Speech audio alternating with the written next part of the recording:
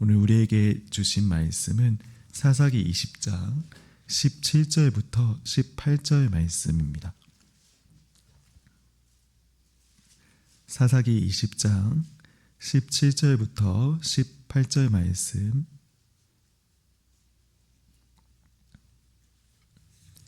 제가 봉독해 드리도록 하겠습니다. 베냐민 자손 외에 이스라엘 사람으로서 칼을 빼는 자의 수는 40만 명이니 다 전사라. 이스라엘 자손이 일어나 베델에 올라가서 하나님께 여쭈어 이르되, 우리 중에 누가 먼저 올라가서 베냐민 자손과 싸우리이까 하니, 여호와께서 말씀하시되 유다가 먼저 갈지니라 하시니라. 아멘. 여러분, 혹시 펠로폰네소스 전쟁에 대해서 들어보신 적이 있으십니까? 그렇다면 언제 이 전쟁 이야기에 대해서 책으로 또는 또 영화로 이렇게 들어보셨습니까? 지금으로부터 약 2400년 전 고대 그리스에서는 아테네와 스파르타 사이에서 펠로폰네소스라는 한 유명한 전쟁이 일어났습니다.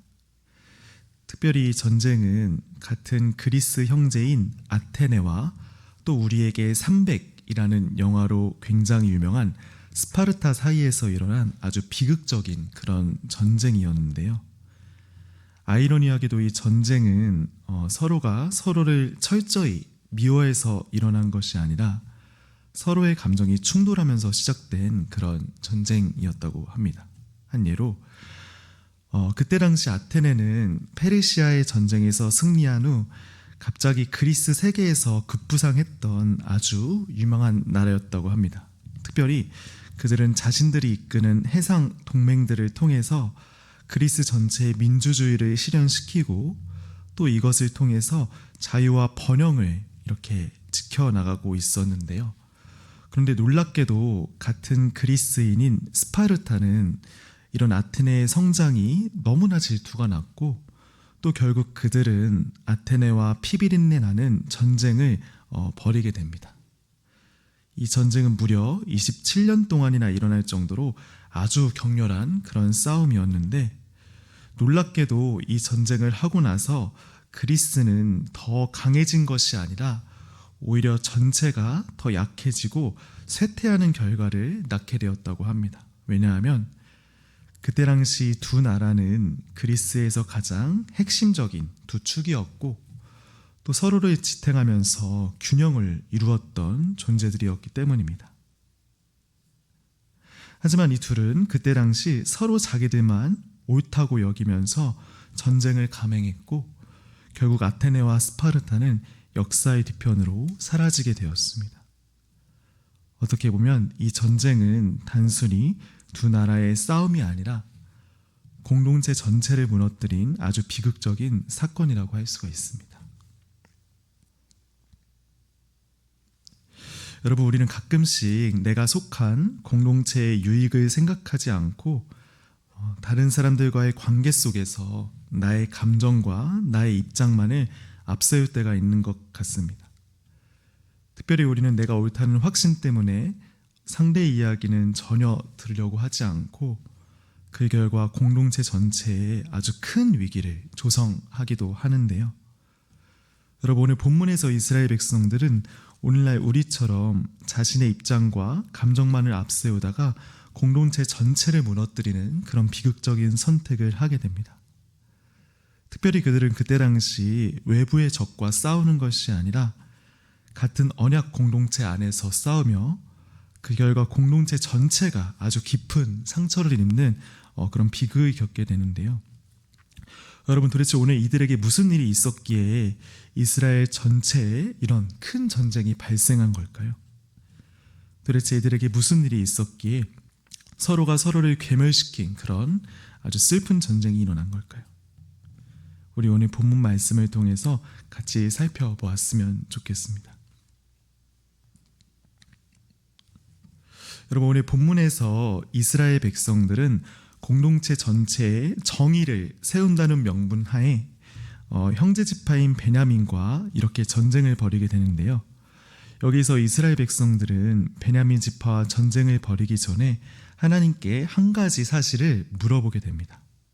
여러분, 이스라엘이 어떤 것을 물어보았을까요? 우리 본문 말씀 18절 말씀인데요.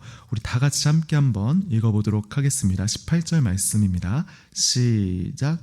이스라엘 자손이 일어나 베델에 올라가서 하나님께 여쭈어 이르되 우리 중에 누가 먼저 올라가서 베냐민 자손과 싸우리이까 하니 여호와께서 말씀하시되 유다가 먼저 갈지니라 하시니라. 아멘.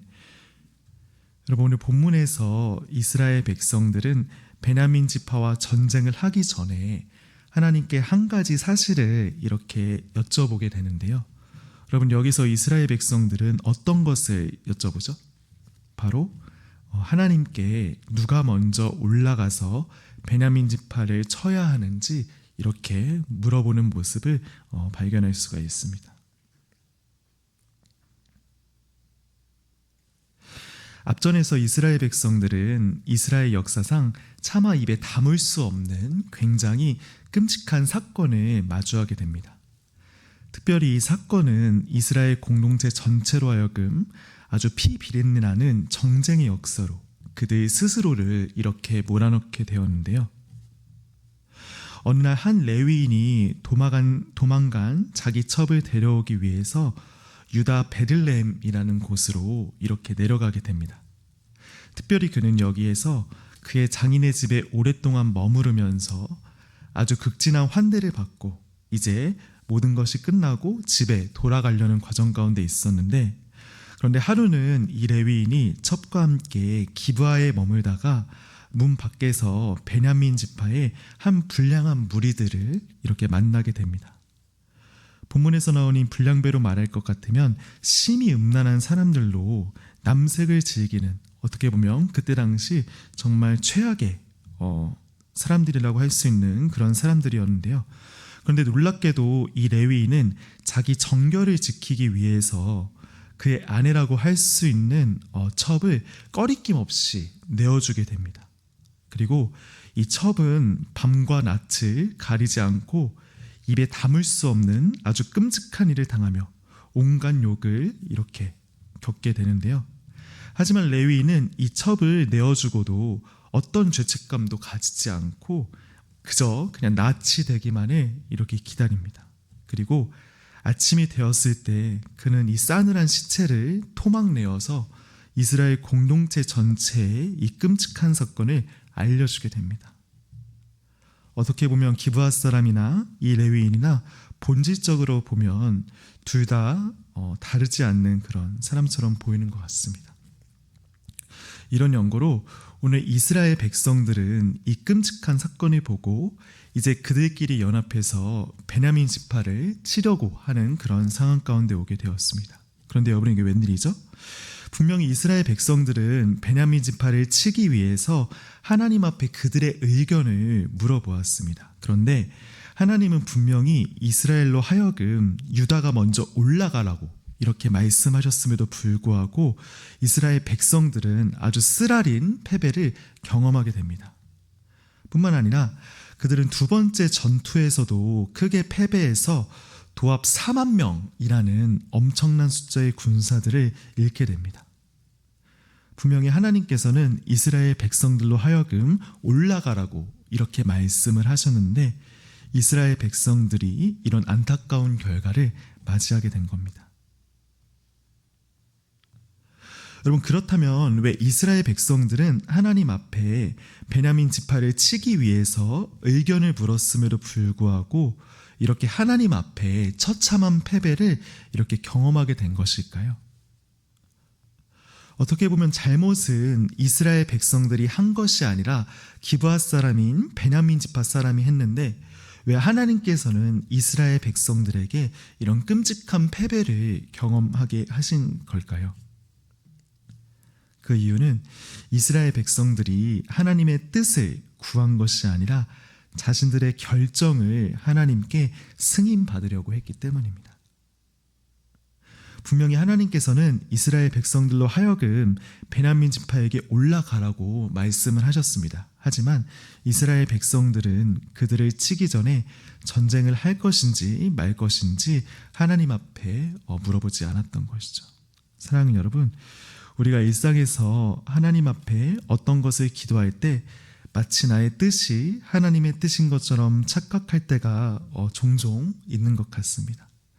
특별히 어떤 선택의 갈림길 앞에서 우리는 하나님 앞에 이렇게 해주세요라고 기도를 하지만 그 기도의 중심이 하나님의 뜻이 아닌 내가 원하는 방향으로 기도할 때가 굉장히 많은 것 같습니다.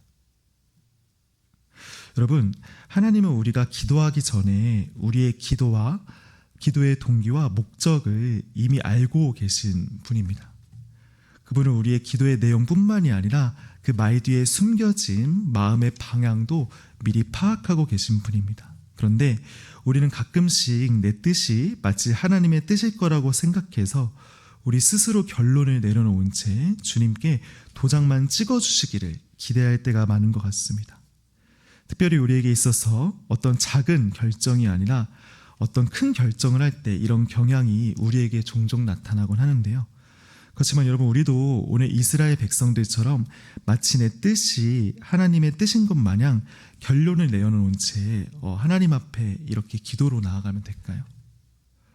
우리도 미리 답을 정해놓은 채 하나님께 도장만 찍어달라는 그런 태도로 하나님 앞에 나아가며 그분께 어떤 의견도 묻지 않은 채 그저 승인만 해달라고 이렇게 기도하면 될까요? 그렇지 않습니다. 우리는 마땅히 내 기도의 동기를 점검해 보면서 지금 내가 현재 온전히 내 뜻이 아니라 하나님의 뜻을 구하고 있는지 묻는 자세로 하나님 앞에 나아가야 합니다. 이것이 바로 하나님께서 우리에게 원하시는 기도의 태도라고 할 수가 있습니다. 그렇습니다, 여러분. 하나님께서는 우리가 기도할 때 내 뜻이 아니라 하나님의 뜻을 구하길 원하십니다. 하나님께서는 어떠한 상황 속에서도 우리의 계획보다 그분의 뜻이 우리 삶 속에서 이루어지길 원하십니다. 그렇기 때문에 우리 이번 남은 일주일을 살아갈 때 어떤 선택의 순간이 찾아올 때마다 우리가 원하는 길이 아니라 주님이 기뻐하시는 그 길을 보게 하옵소서라고 기도하면서 이번 남은 한 주간을 살아가셨으면 좋겠습니다. 만약 우리가 이렇게 우리의 뜻이 아니라 하나님의 뜻을 구하면서 살아가면 여러분의 삶을 통해서 주님의 뜻을 이루어 가실 겁니다. 우리 이런 하나님을 체험하시는 저와 여러분 되시길 주님의 이름으로 부탁드립니다. 네, 자, 기도하겠습니다. 거룩하신 아버지 하나님, 우리도 이 새벽에 우리에게 주님의 말씀을 듣게 하심에 너무나 감사를 드립니다. 주님, 우리 성도님들 남은 하루를 살아갈 때 오늘 말씀 기억하면서 나의 뜻대로 하나님께 기도하는 것이 아니라 오직 주님의 뜻대로 기도하며 주님께서 계시하신 그 길을 걸어가는 우리 한 사람 한 사람 될 수 있도록 주님께서 인도하여 주옵소서. 감사합니다. 사랑이 많으신 예수님의 이름으로 기도드립니다. 아멘. 주기도문으로 예배를 폐하겠습니다. 하늘에 계신 우리 아버지여, 이름이 거룩히 여김을 받으시오며 나라가 임하시오며 뜻이 하늘에서 이루어진 것 같이 땅에서도 이루어지이다. 오늘날 우리에게 일용할 양식을 주시옵고 우리가 우리에게 죄 지은 자를 사하여 준 것 같이 우리의 죄를 사하여 주시옵고 우리를 시험에 이르게 하지 마시옵고 다만 악에서 구하시옵소서. 나라와 권세와 영광이 아버지께 영원히 있사옵나이다. 아멘.